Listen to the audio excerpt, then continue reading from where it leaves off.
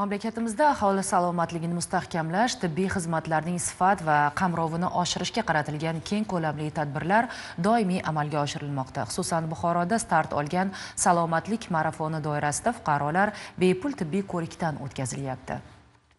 Buxoroda start olgan salomatlik marafoni sog'lomlashtirish tadbirlarining birinchi kunida 80 nafar yotoqdagi kam ta'minlangan aholi va urush faxriylari tibbiy ko'rikka olib kelindi. Tibbiyot institutining malakali shifokorlari ishtirokida jami 345 nafar fuqaro ko'rikdan o'tkazildi.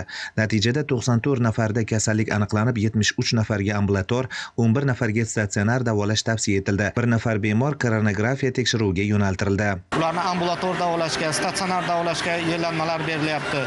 O'nga nafar bemorlarimiz respublika darajasidagi tibbiyot muassasalariga yo'naltirildi. 20 dan ortiq bemorlar viloyat darajadagi muassasalarga yo'naltirildi. 50 dan ortiq bemorlarimiz birlamchi tibbiy ko'riklar berilib, ularga maslahatlar, ambulator davolash choralari berildi. Salomatlik marafoni sabab shahardagi 11 ta oilaviy poliklinikada bir vaqtning o'zida kunlik tibbiy ko'riklar tashkil etildi. Ularda 3554 nafar aholi ko'rikdan o'tkazilib, 25 nafarda birlamchi kasalliklar aniqlandi.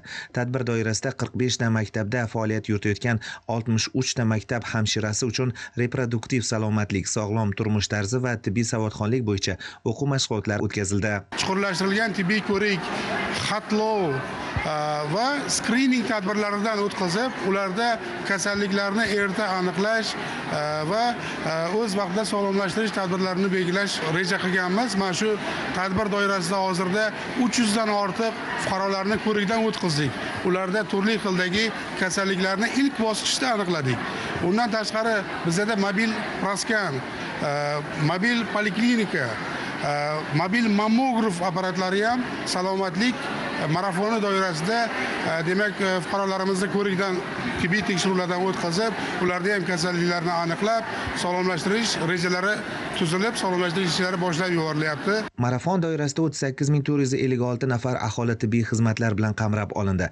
Ayniqsa mehnat faxriylari, ijtimoiy reyestrga kiritilgan fuqarolar ham qamrovga olinib, ularga bepul davolanish uchun yo'llanmalar berildi. Shifokorlarimiz har birimiz bilan alohida suhbat qildilar.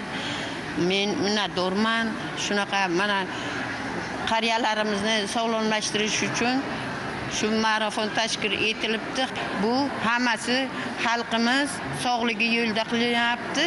Ma'lumot uchun salomatlik marafoni Buxoro shahrida joriy yilning 5-fevral kuniga qadar davom etadi. Bir vaqtning o'zida ushbu loyihani viloyatning barcha hududida tashkil etish rejalashtirilgan. Madrahim Turdiyev, Abdulla Rajabov, Buxoro.